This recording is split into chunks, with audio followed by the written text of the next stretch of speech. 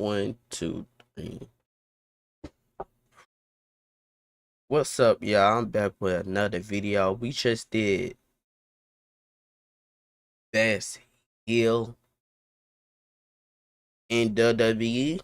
Now it's time for the best babyface from each year in WWE, just like we did with the heels. And let's we looked at the start. top heels for every year of the 21st century in WWE.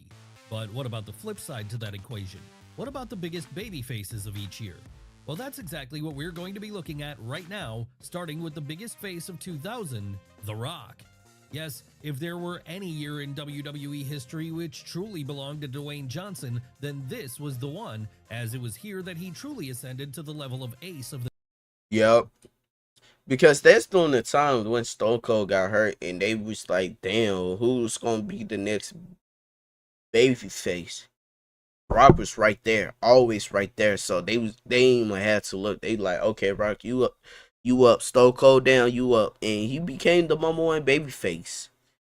#1 babyface. I ain't gonna lie, the time that Stone Cold, when it was down, he carried WWE hands down. company.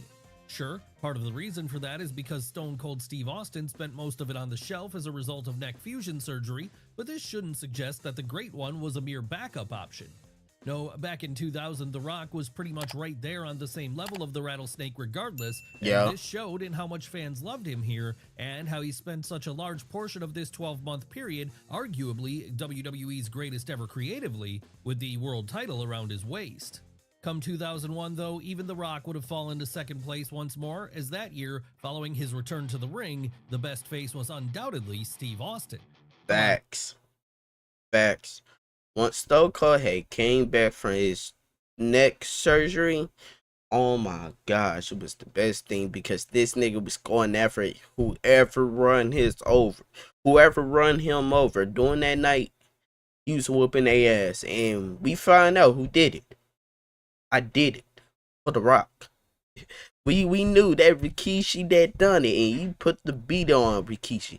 And not even that, before he reached to Rikishi, he reached to Triple H, and he put that whole rattlesnake in Triple H eye. I'll say eye, but in a bite Triple H in the eye. But one of the funniest shit too, and he had this man car up in the air. I forgot what he had. He had like a fucking crane and dropped this man car. And I think he, like, bro, blow up the DX bus too. So 2001 Stone Cold was like, bro, it was crazy. Now, if Austin was the best babyface of 1997, 1998, and 1999, the only reason he didn't get that spot in 2000 was because he wasn't there for most of it. So after he made his comeback, he was obviously going to be the top babyface all over again in 2001. Sure, he may have spent most of this year as a heel following his turn at WrestleMania 17, but for what he did during those first few months alone, his spot still applies. Hell, even that brief return he had during the lead up to Invasion during the summer was hotter than anything else anyone was doing in 2001. Honestly, it's all just a testament to how beloved the Rattlesnake was back then. But what about 2002? Well, for our money, that year was the one which... RVD, that's when... And, oh my gosh, that's too... I feel like RVD was so hot in WWE, and like I knew Vince would never put the title on him, because, and don't get me wrong, they ended up doing it, but I feel like when he won it doing that ECW, I feel like it was just an ECW thing. Let's just shock the fans for ECW. It's ECW first pay-per-view coming back, this and that stuff. So let's give the ECW fans something they can remember. But I feel like they should put the plug right there in there, right here, with RVD, because he was so hot. He was so hot. And it was like, bro, nobody didn't have this offense like Rob Van Dam. So when he was fielded with Triple H during that time, he should beat Triple H. He should have beat Triple H for that title. Belonged to Rob Van Dam. Yes, RVD technically started getting over big time in 2001 when he joined the WWF roster as part of the Invasion, but it wasn't like his momentum had stalled at all by the time 2002 came around. No, if anything, he was even hotter here, with fans still desperate to see him win the world title. And while he wouldn't do that for a few years yet, he would still be a breakout superstar here and easily the most popular person on the roster. But would Yup. that be the same in 2003? Well, no, because for as great as Van Dam remained then, by the time that year came around, another outside star would have arrived to take this Goldberg. mantle. And I ain't gonna lie. WWE fuck Goldberg booking up. I ain't gonna hold you. Because I don't care what nobody say.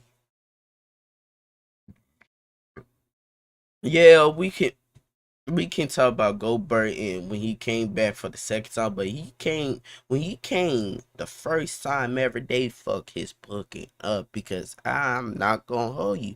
He should ran through everybody. When he came back faced the Rock and he took the Rock out, I was cool with that. I'm like, it should be more like that. He should be just taking niggas out in WWE. Left and right. Like it, how he was dominant in WCW, that's how WWE should have portrayed him as this dominant ass guy, but it just went soft, bro. A man who goes by the name of Goldberg. That's right, after skipping out on the entire Invasion, Goldberg chose 2003 as his time to finally debut in WWE. And when he did, mostly on account of people still being nostalgic for his WCW run, he became a huge babyface act in WWE immediately upon arrival. Sure, his booking wouldn't be very good, but none of this stopped the Tulsa native from being a fan favorite everywhere he went. It's just a shame he didn't stay around for longer during this run then, because Yeah. had he done so, he could have easily been the biggest babyface of 2004 as well. As he wasn't there past the spring, however, that mantle instead has to go to Eddie Eddie. Guerrero. Come on now, it had to Come be Eddie here. on. Nah, most definitely because around 2000, boom, around 2003 when Eddie was going against when he was in the mid cards and he was having classics and classics. And once he was faced Brock Lesnar for the title and shit and won, bro, that was the best thing happens to WWE because that brings more Latino culture. A lot of Latino gonna be there to put the money in. You feel me?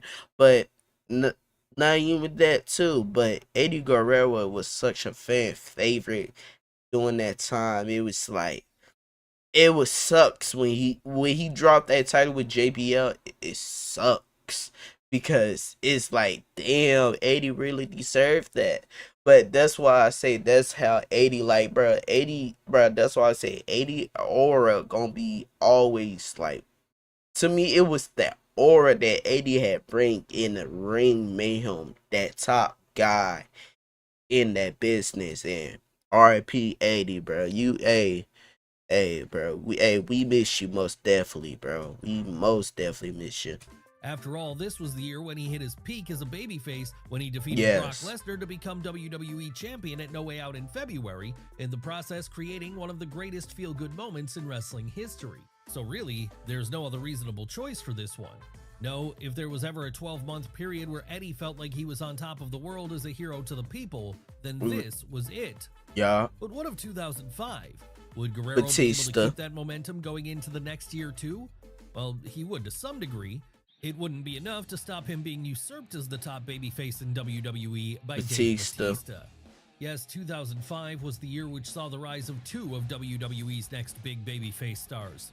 That said, while it would be John Cena who ended up having more longevity, at this point, the Animal seemed to slightly edge Cena in terms of fan response. And a large part of the reason for that was because 2005 saw the culmination of his excellent program with Triple H. And I ain't gonna. And this what made Batista. The feud he had with Triple H, because normally y'all already know what year that was. Normally that nigga Triple H was not putting niggas over, but for him put Batista over, it made him $1 million. $1 million. The match ain't had to be all glory, All we needed Batista to do to make him $1 million to give me a Batista bomb on Triple H and win the title. That's it. Once he Batista bomb him, Triple H and won that title, he became the guy. He, if y'all want to talk about like Stone Cold and The Rock, it was John Cena and Batista. That's how it was back then. It was John Cena or Batista. Probably the best storyline of that era, with Like things he closing run, out at like he, WrestleMania. and that too. Batista, I don't. People want to say who really won SmackDown. Batista.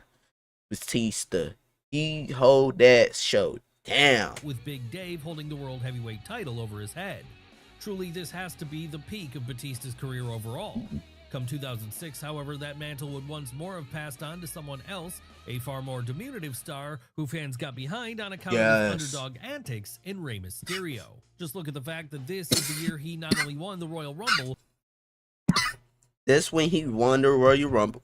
This is my favorite Royal Rumble because the story behind it.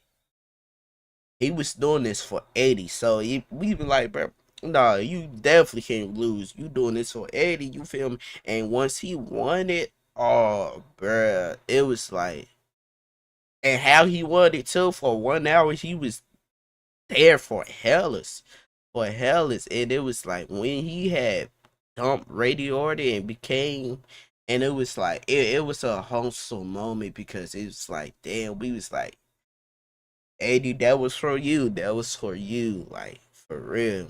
And once Ray won that title, don't get me wrong, the build up.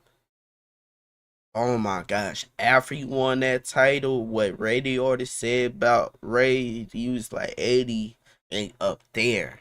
He like y'all know what I'm talking about, but man, Ray, man, 2006 gonna be always gonna be Rey Mysterio year because he, bro, not even that. Before that, bro, when Chavo Guerrero had betrayed Ray and they was feuding a little bit, bro, that too was fire, bro.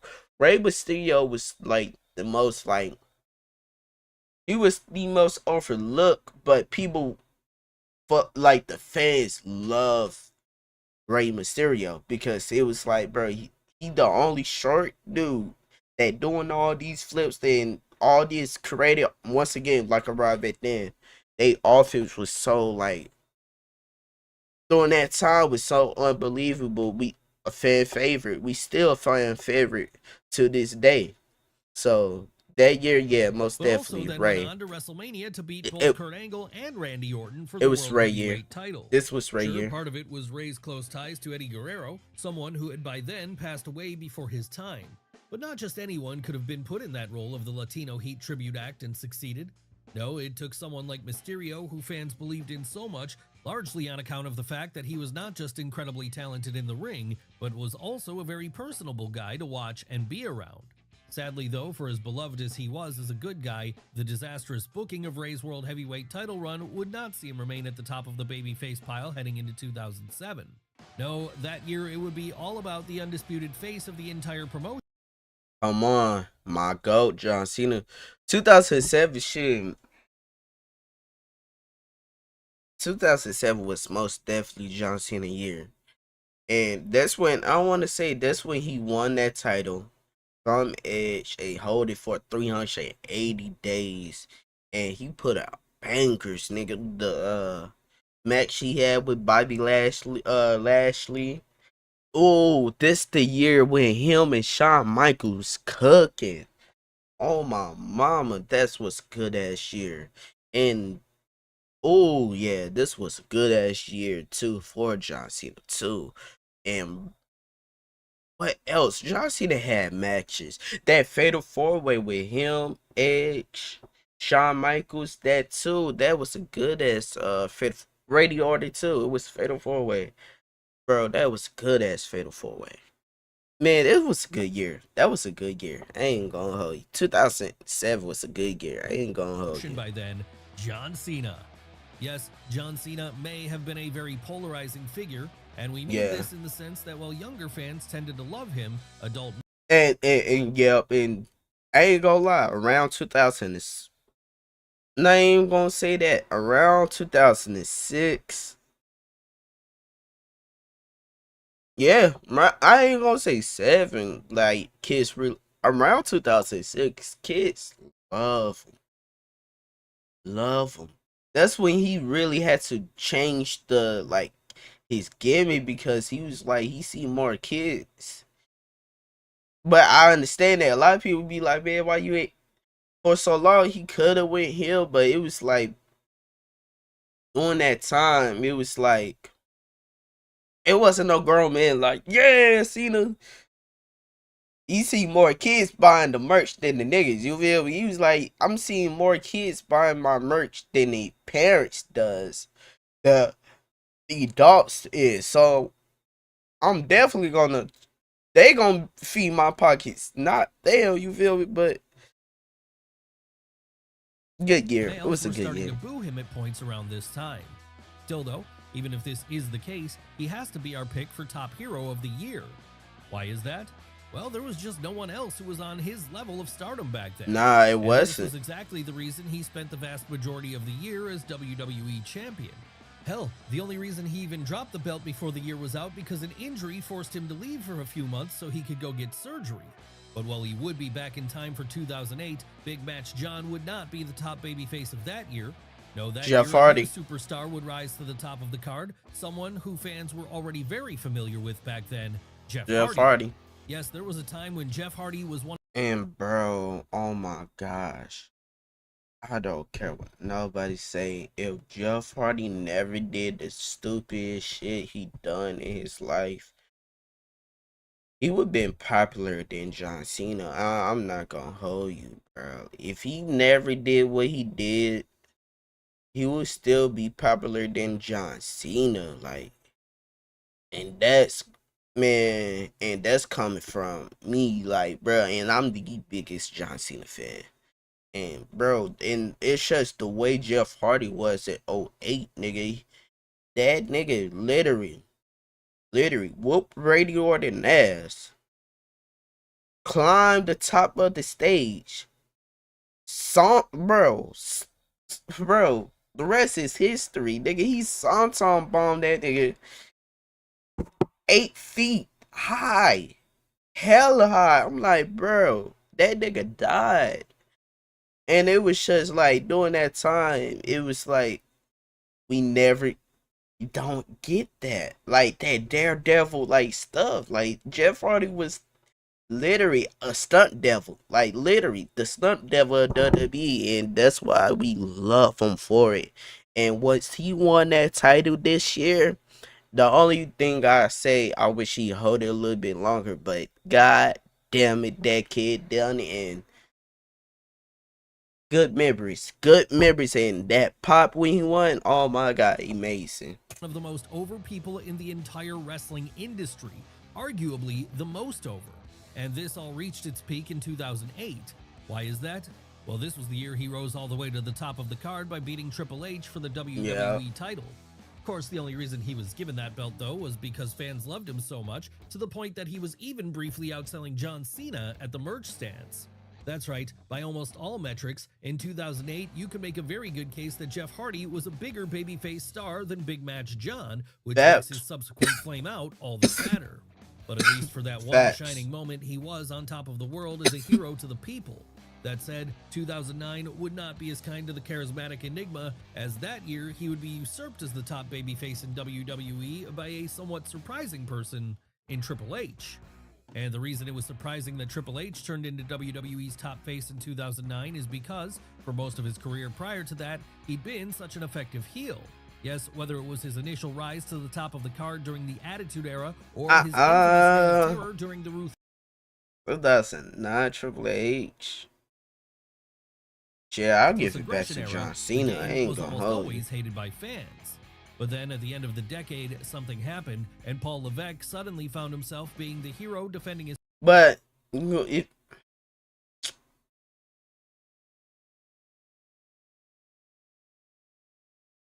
well, since you put this storyline, I don't know. To me, I don't know. I could say John Cena '09. Don't get me wrong, Triple H, but I feel like it's just well, this was the only big feud, you know. Family from Randy Orton in the lead up to WrestleMania 25. And it wasn't just this program that made him such an effective babyface in 2009. No, there was also his subsequent reformation of D-Generation X with Shawn Yeah, Michaels later that summer. Sure, this would give us more of a full-blown dad mode Triple H than he'd ever been before, but it was a mode fans were all in on at that point in time. Of course, it wouldn't be enough to see him go into the next decade still being the top hero in WWE. No, by the time 2010 came yeah, around, that title would once again go to John Cena. Yes, so much did his loyal fans love Big Match John back in yeah, 2010, it didn't matter if he was being rejected by a portion of the audience. And that was exactly why, like years prior, he'd be the most focused upon act in the entire promotion and the man who spent a large portion of the year with the top prize around his waist. Hell, even when he didn't have the belt, he'd still be booked stronger than any yeah. other babyfaces on the roster. And it was frustrations over this which led to our top babyface of 2011 taking a stand that year. Who are we talking about here? Why, CM Punk, of course. Yeah. Yes, this one was an obvious choice. After all, if there was ever a year which belonged to anyone in wrestling during the 21st century, then it would be 2011 and CM Punk. Sure, he might have started out the year as a heel, and his pipe bomb might not have been designed to turn him into a babyface initially. Nah, what really starts CM is literally the pipe bomb. I ain't gonna hold you. If you never did the pipe bomb, CM Punk probably would not be in WWE. He was probably gonna be all elite. He probably gonna help create all elite. But nah, shit, he probably shit. TNA, Impact, well, you feel me? Impact Wrestling, shit. He had places to go. But nah, what I'm finna say, if it wasn't for the pipe bomb, CM Punk would never, with you feel we would never hear CM Punk. We probably will, but it wouldn't be big as we put CM Punk as. But that's why I say like 2011. And I just hate the summer of Punk. I feel like it could be better booking on that. Better booking. Because soon CM Punk won it, they really dropped. They really like, bro, gave it to Alberto Del Rio, and that too. He was ass to me. I don't care what nobody say. I feel like he was mid. His wrestling moves was like okay, but it was like he was mid. But it did do just that. So for that reason alone, there was just no way in hell anyone was ever going to take Phil Brooks' spot as the top babyface of 2011 in all of wrestling. But even that wouldn't be enough to make him the top babyface of 2012. No, as the 2010s got into full swing, that pendulum would once more have shifted back over to an old hand at this role, the continued ace of the company in John Cena. Yep. Yes, Punk started out 2012 as the top babyface in WWE, that much is undeniable. But his heel turn at Raw 1000 left the door open for someone else to take that spot from him. And the person who ended up taking that spot was Big Match John. How did he do this? Well, by continuing to be the top act in the company, even when he didn't have the world title around his waist. Sure, there were still some fans booing him, but as always, his most loyal fans were all in on what he was doing. Even losing. Hey, you know what's so funny about that? This guy, it was on Twitter. I saw this guy on Twitter, and him and John Cena was laughing about it, and I was like, bro, that was a wholesome moment. To smashing you in front row, you just took a picture, like, bro, back in the day. You ain't even fuck with John Cena back in the day. You like, man, I hate that nigga. Like the shirt he got on right now. Then just coming back 25 years later. You feel me? Well, not don't make it sound like, hold up, maybe not 25 years, in a decade. I'm finna say a decade later. You feel me? You like, damn, John.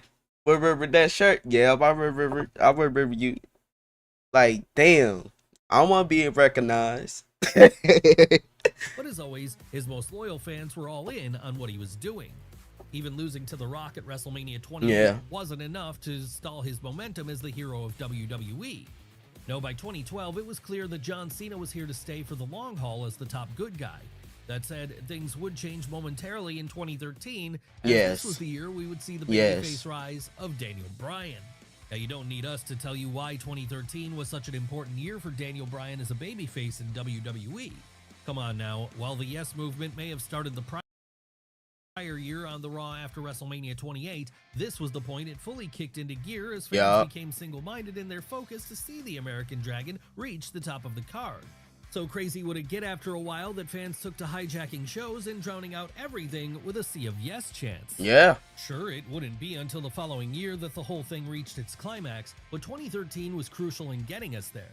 As you would expect then, when we talk about the biggest babyface of WWE in 2014, that title can only go to Daniel Bryan again. Yeah. That's right, if 2013 was the year the Yes Movement kicked into full gear, then 2014 was the year it hit its apex, as that was when the American Dragon defeated 3 members of Evolution in one night to become WWE World Heavyweight Champion at WrestleMania 30. Really, in terms of feel-good moments in WWE, Oh, I ain't gonna lie too. If I know he might put Roman, if he do put Roman, I ain't gonna lie, I still say Daniel Bryan over Roman Reigns on that in 2015. WWE history, it's right up there with Eddie Guerrero and Mick Foley's big world title wins.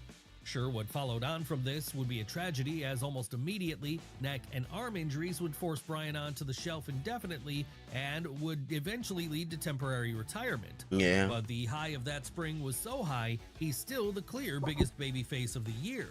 But by the time 2015 came around, the mantle of top face in WWE would have reverted once more. Oh, John Cena. I agree. During that time, and I gotta say this, John Cena was putting more classic on the United States champion than the main title was. Don't get me wrong, I'm not saying the shit that Seth Rollins storyline was like the shit that Seth was the storyline that Seth was doing with the main title wasn't good, but it was just something about John Cena with the USA title in 2015 was different. Nigga, bro, this nigga John Cena pull up new moves. New moves. Like I ain't never seen John Red. I say John Red. I ain't never see John Cena hit a cold red, a pop rock. Uh, I'm sorry. I'm sorry. We're gonna call it a pop rock. I ain't never seen John Cena hit a pop rock. I thought only Roxanne can hit that, but John Cena was hitting that mug before her. You feel me? Then that springboard stunner, that shit was hard, bro. That shit was hard. He was creating new moves out there in 2015. Then the way the matches for that title, you like the focus wasn't on the main title all the time. It was on John Cena. And he made that title so irrelevant. You be like, fuck that main title, nigga. I'm seeing what this title like. I'm seeing what he finna face next. And all I gotta say, I just hated the way it ended because I feel like once again, Alberto Del Rio was so ass, and I felt if WWE, if it was the time that John Cena would drop the title, have it be a new face. You feel me? A new face. You feel me? Like a Sami Zayn, like a Kevin Owens, like To John Cena. Of course, what makes this year different from the others, though, somebody. was the one where sentiment from adult males in the audience largely turned around on Big Match John at last. Yeah. And a big part of the reason for that was because it was here he had his iconic United States title run. Yes, now filling a role that was a little lower down on the card and using it to help get others over, Cena was suddenly looked at differently from his haters. Truly, while it might not have been the peak of his entire career, this certainly represented a peak for John. So we have to consider him for the top babyface of 2015 then. But as far as 2016 was concerned, that year would see the rise of the lunatic fringe. That's right, it's time for us to talk about Dean Ambrose. Yes, in terms of his singles run, 2016 might have been Dean's absolute peak. Why is that? Well, this was the point he fully rose up to the top of the card post breakup of the Shield when he not only won the Money in the Bank ladder match at Yeah. that year's titular pay-per-view, he also then cashed in Yeah. his contract later that same evening to become WWE Champion. And being put in this spot made Dean the top babyface in the entire promotion. Come the autumn, though, he'd have dropped that belt to the man who would go on to become WWE's top babyface of 2017, the phenomenal one himself, AJ Styles.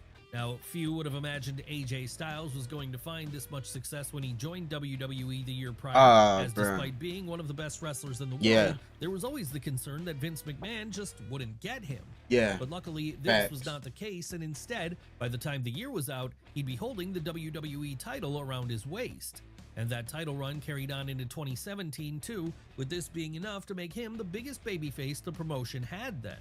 Even if he'd dropped the belt early on into the year, he'd be good enough to win it back by the time October had come around. Dude, And that would start another 2018 lengthy too. reign with the gold, which only further solidified AJ's greatness. That said, by 2018, a change would be in the air, as the top babyface of that year would be a woman for the first time. The only- Oh, you say 8. I see why. I see why. I most definitely agree. Because if I was thinking about, if you was going to say big, I was thinking about 19. But you look at it, she was the hottest woman in 2008. Babyface wise, she was in 2018.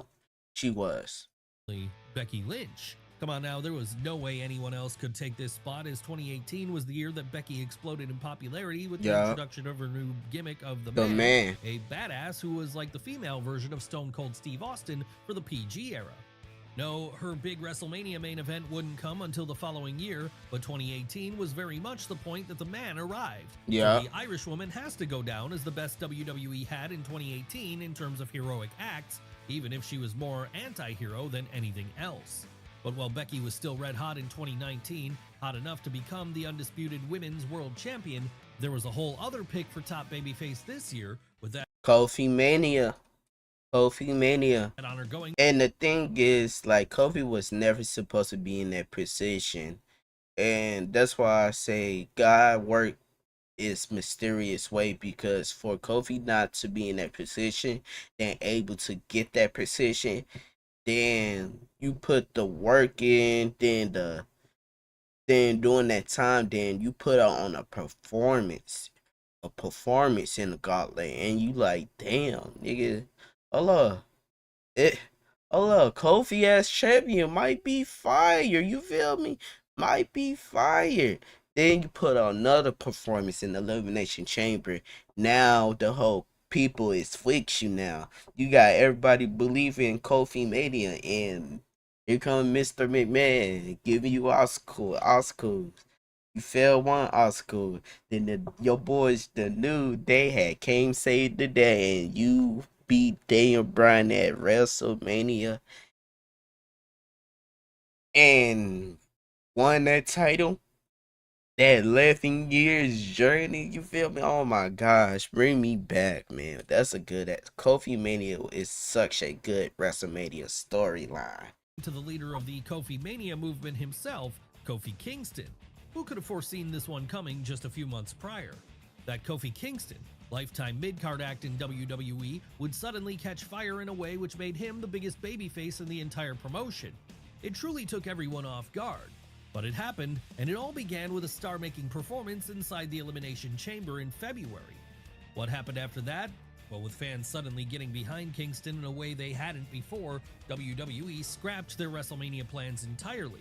That's right, in a last-minute pivot, the New Day member was booked to be the one to beat Daniel Bryan for the WWE title at the Showcase of the Immortals, with this peaking one of the better stories we've seen in years.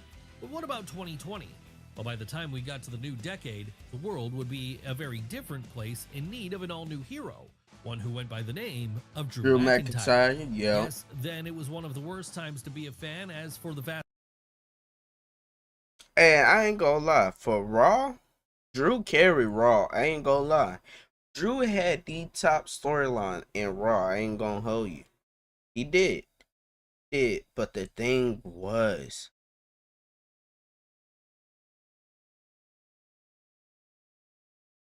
he Oh,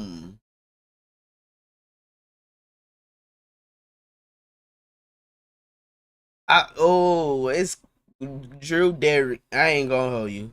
Drew definitely carried 2020. Definitely carried 2020. Because I ain't gonna lie, Roman came. He came. Roman carry like Drew carry, and he kind of like, don't worry, Roman, you go ahead. You cooking as well. He gave it like I don't know. It was he to me he carried 2020 as well. Like he carried 2020 as well. But I feel like Roman carried 2020 as well too. But I'm gonna say with Roman, he kind of carried at the end of it. Like after SummerSlam, like Naima, after like Night of Champions, and yeah, I feel like he's just carried at that end mark of it. But yeah, it was most definitely Drew year. Majority of the year, no people were allowed in attendance at shows.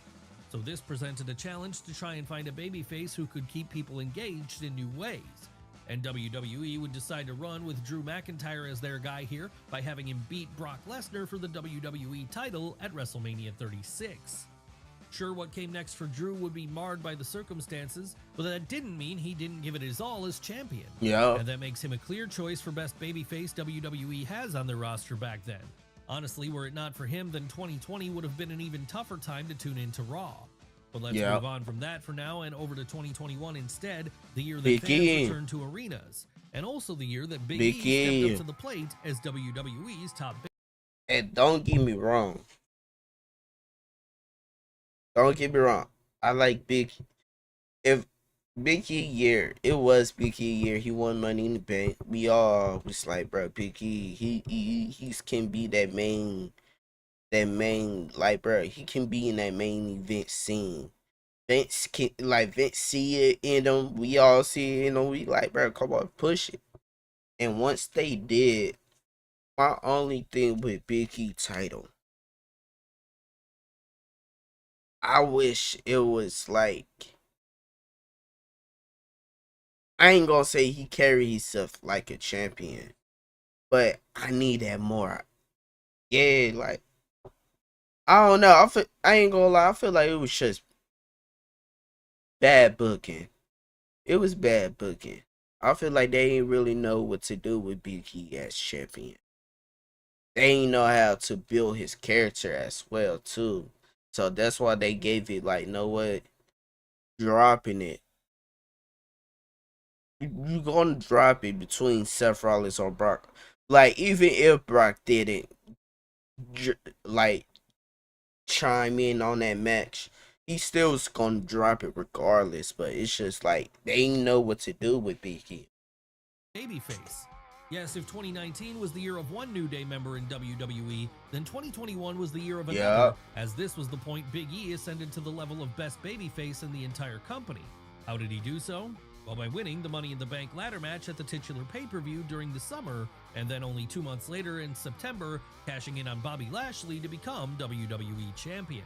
Obviously then, this was a major moment for fans, as for years the Florida native had been beloved by them, so to see him get his flowers like this was almost as big of a deal for them as it was for him. To this day, in fact, this remains the clear peak of Big E's WWE run. That said, come 2022, the landscape would have shifted again, as when we talk about the top baby faces of that year, we can only... Once Cody came to the company, I ain't gonna say insolent babyface, but what made Cody Rhodes a really good ass babyface, it's the Hell in a Cell match. Once he had broke his tricep, I think it was, and he wrestled through it, I think he became a whole biggest, like the biggest babyface. And once he came back, all the fans was already there. The fans was already there. Talk about Cody Rhodes.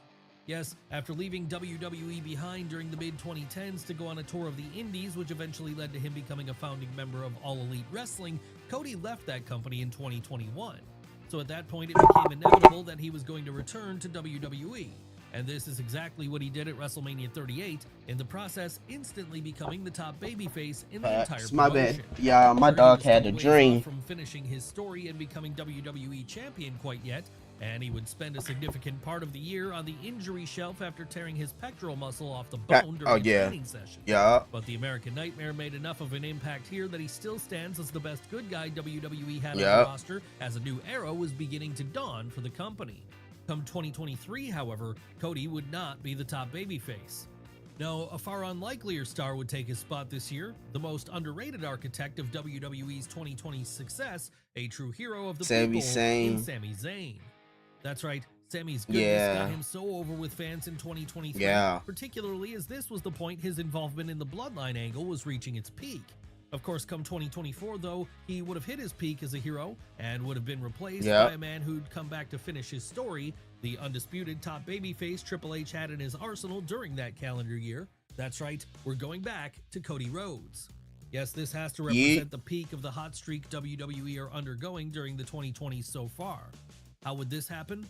Well, it would be this year that Cody finally finished his story by winning the WWE title at WrestleMania 40. And Yep. this momentum would carry on for the rest of the year, as Cody would hold that top prize around his waist, defending against all comers and keeping the momentum train rolling for WWE. Really, there was no way he could top this in 2025, and that's partially why that year would see a new top babyface rise. Who are we talking about this time? Who else but Jey Oh, Uso? Yeet Man Jey Uso. Yes, yes, I can agree. I can agree because, bro, I think I want to say for a while. Once people started to yeet and he started having that fair interaction, he became hot. He came hot.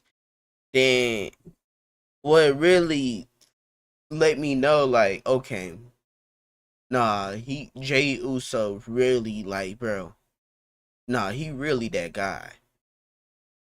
War games when he had, you want to talk about entrance, bro? Jey Uso had the better entrance than Roman Reigns, and I'm like, you had a better than your own, better. Nah, nigga, you gotta be the main guy, bro.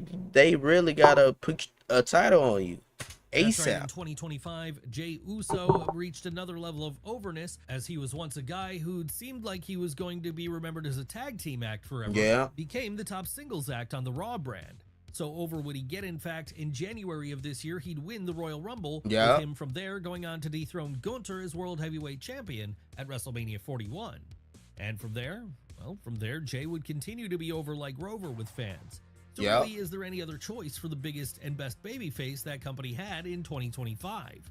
Yes, we know the year's not over yet, but we don't see anyone overtaking him at this stage in the game. And that puts him right there alongside everyone else we've looked at today as being deserving of the mantle of being one of the best good guys WWE Yep. has produced during the 21st century. Ever since it started out in the parks and block parties, freestyling has always been a key aspect of hip-hop culture. Damn. Hey, wrestling with Andy, I ain't gonna hold you, nigga. We gotta have a better outro. Better outro. But if you like this video, go like and subscribe. I've been up since, well, I'm kinda tired. I ain't gonna hold you. I'm kinda tired. I was thinking about finish this video out. These two videos out, yeah, for y'all can have something, but I think I'm gonna do it in the next time. But if you like this video, go like and subscribe. Love y'all. Peace. The next reaction, we doing this. We doing this. This about Larry Bird too. Most definitely.